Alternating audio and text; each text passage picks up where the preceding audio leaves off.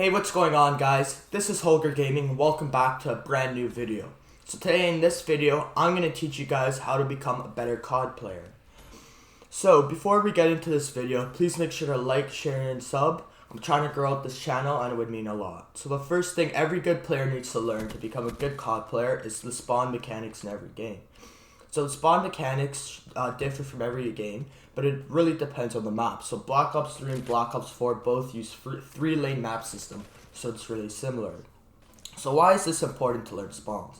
It's important for two things. One, you can get there before your team to get most kills on the enemy, and two, it allows you to know the general direction of the enemy, and so you don't get flanked. You're not running around aimlessly on the map trying to find people. You always have a general sense where the enemies are, even without like a UAV or a hater.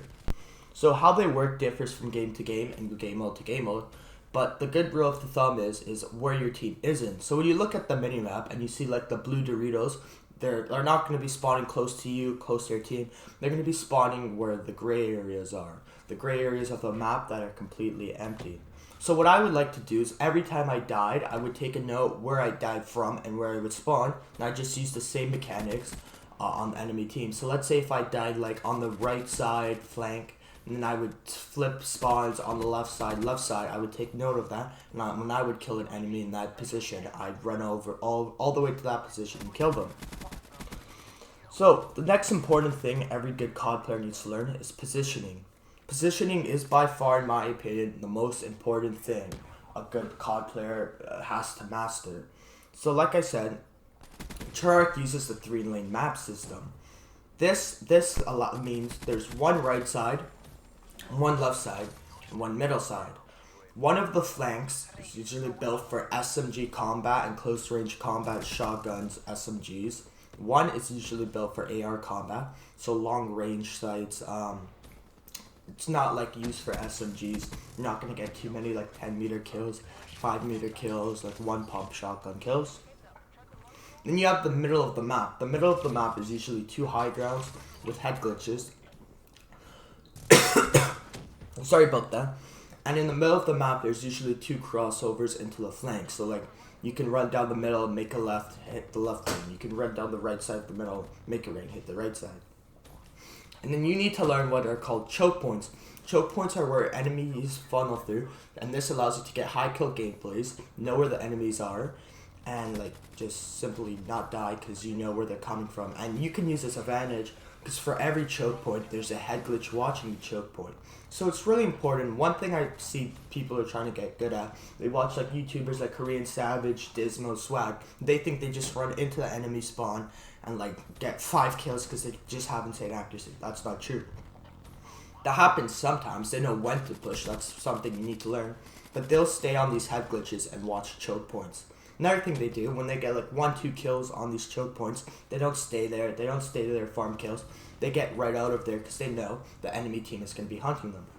What I mean with this, let's say if I'm on the right side and I'm using a burst AR. I'm watching the choke point that leads from their spawn on a head glitch. I pick up one person, and I see somebody from the middle shift through the middle crossover, and I pick up that person. I'm not going to stay in the exact same position, ADSing, because those two people are going to be chasing me down. They're going to want to kill me. They're going to try and take me off my streak. I may stay on the right side, but I'm going to switch head glitches. I'm going to switch my line of sight.